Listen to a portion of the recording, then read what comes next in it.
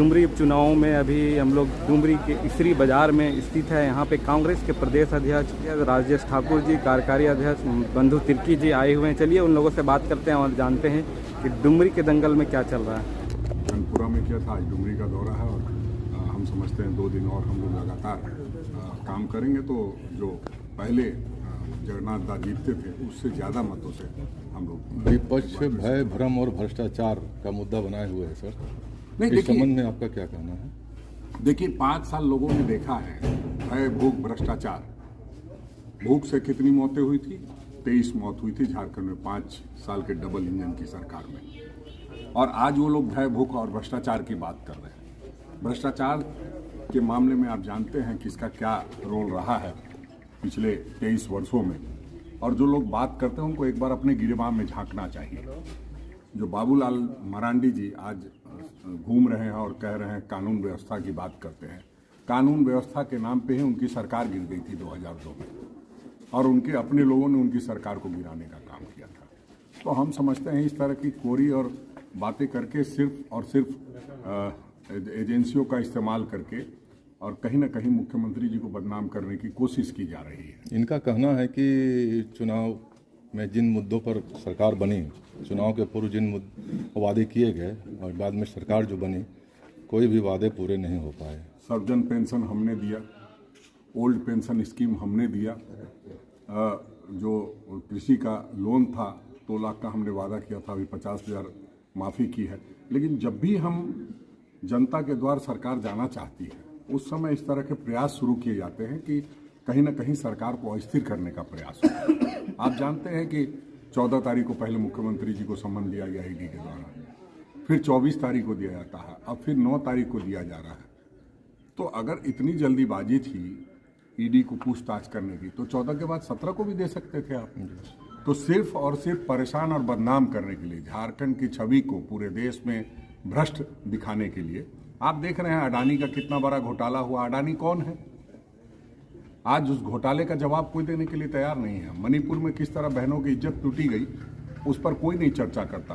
पहलवान बहनों के साथ क्या हुआ उस पर कोई चर्चा नहीं करेगा। उस पर कितना क्या किया, सीएजी का रिपोर्ट जो आया वो भी आप लोगों ने देखा है कि किस तरह से भ्रष्टाचार के मामले सामने आए हैं। प्रधानमंत्री के जो नेतृत्व में केंद्र सरकार चल रही है उसके बारे में सारी चीज़ें आई हैं। तो हम समझते हैं भ्रष्टाचार की बात करने से पहले एक बार अपने गिरबान में जरूर झांकना चाहिए। और सुदेश महतो और बाबूलाल मरांडी जी भ्रष्टाचार की बात करें, रघुवर दास जी भ्रष्टाचार के बारे में बात करें, जो लोग खुद भ्रष्टाचार के आकंठ में डूबे हैं, वो अब बड़ी बड़ी बातें करते हैं।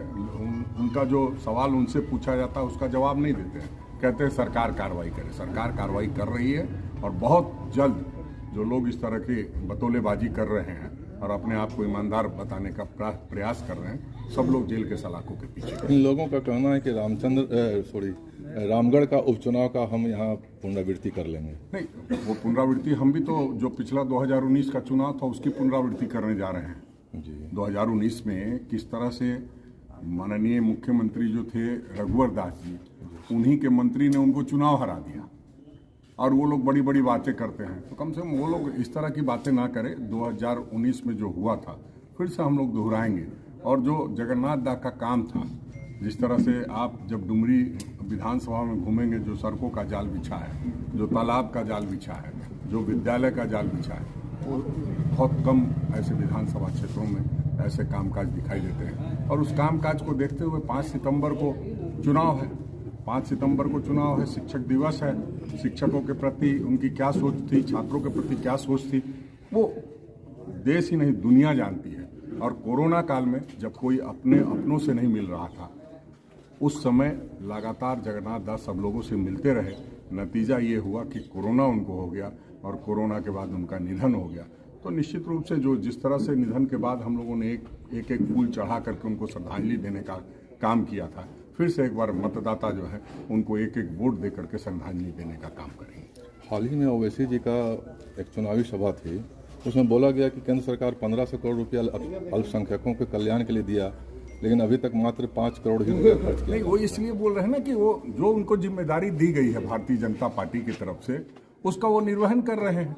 वो केंद्र सरकार की प्रशंसा कर रहे हैं और यहाँ की सरकार को धत्ता बता रहे हैं। अरे कम से कम सेकुलरिज्म की बात करते हैं और बहुत बड़ी बड़ी बात करते हैं, कम से कम इतना तो समझना चाहिए। वो भी आज के डेट में देश में 1000 के नोट बन चुके हैं और उनका नोटबंदी का काम प्रधानमंत्री जी ने कर दिया था, लेकिन प्रधानमंत्री जी ही खुद ऐसे नोटबंदी के शिकार 1000 के नोट के लिए को आगे बढ़ा करके उससे काम लेना चाहते हैं। तो वो जनता जानती है कि ये सब रिजेक्ट हो चुके हैं और इससे कोई फर्क नहीं पड़ने वाला है।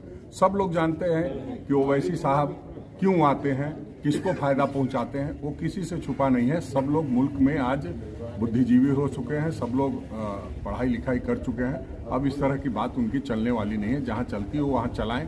झारखंड में कम से कम यहाँ संभव नहीं है। इस चुनाव में कितने श्योर हैं सर?